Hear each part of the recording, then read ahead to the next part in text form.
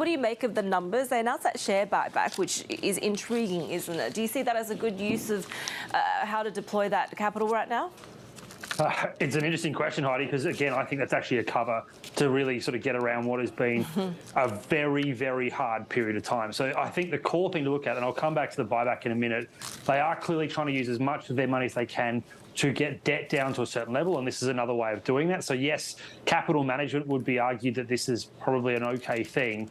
However, you then look into the details. As Qantas has pointed out today, the last 3 years, so FY 20, 21 and 22, has now completely wiped out all of the work that Alan Joyce took in the previous 5.5 years to get Qantas back onto some form of level footing. You look also at the cost of business, it's only going one way, and that is up in terms of where they sit. Staffing cost has been a massive problem and only going to get worse. They are on a massive hiring drive to offset what is a positive, and the positive out of the results, which is that they're seeing an explosion of usage, and that is where that's been caught. I mean, this is almost an apology letter. If you read what's going on, the level of service, the customer quality has been at a level that Qantas just cannot demand a premium for, and that is what will be push-pulled today when we see the release of their numbers when they actually come on market in around about 15 minutes' time. Is the headline figures show you very clearly a messy result, probably a mismanagement about how they deal with post-COVID worlds,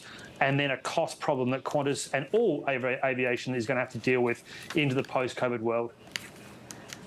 Yeah, at the same time, cost pressures when it comes to fuel costs as well, right? Evan, I do want to get your thoughts on that buyback, though. Yeah, so again, the moment you can see the core thing from Alan Joyce, the CEO, is around what he's doing with capital management. The buyback, $40 million, it makes sense. In the current market with raising rates, they've got down to a level of debt that is now below their optimal number too. So put that out there. They normally want debt between 4.2 to as much as sort of 5.6. Bill, they're bringing that under. It's about 3.7. So they're trying to bring their funding costs down. They know that the pressure that they can sort of contain is around capital management. So the buyback is an interesting one at this point. Don't forget, their share price was $5.80 in April this year. The close of market yesterday, they were at $4.25, and we're about to see them come online from these results. So they're getting it done at a much cheaper price. So again, that capital management point is probably what they're going to highlight today. And you just highlighted how difficult it has been to staff people and the costs involved with that. Did they cut too much, whether it's labor or costs, during the pandemic?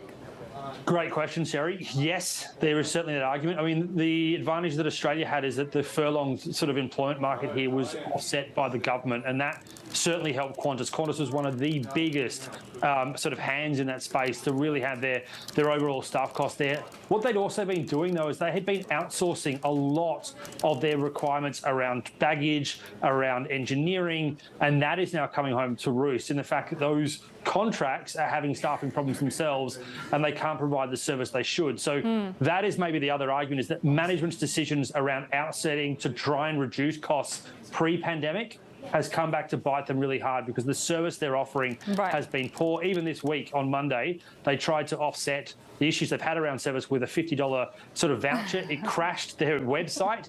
But again, it just shows that the service that people are getting for a premium product isn't at a level it should be. Are customers going to be happy that at least Qantas is trying? You're calling this an apology letter, but of course the CEO has been attacked with eggs at his house. So how much will this really restore the reputation?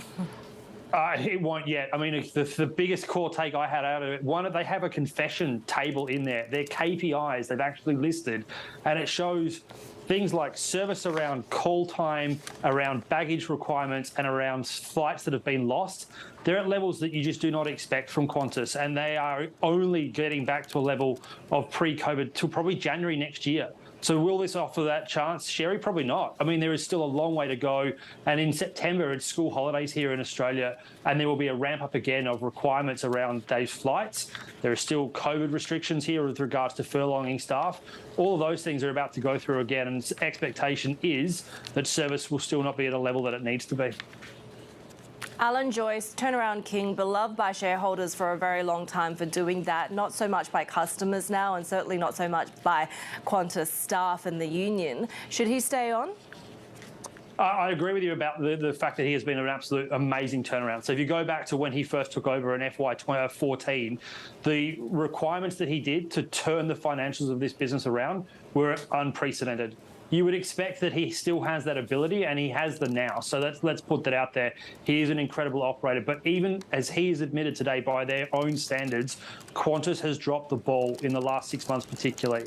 So they are going to work very, very hard. And the expectation is that he will stay on. Yes, he's one of the longest-serving ASX-listed company CEOs around. He's been there for almost 12 years. But this is a challenge that he loves, and I suspect he will stay on.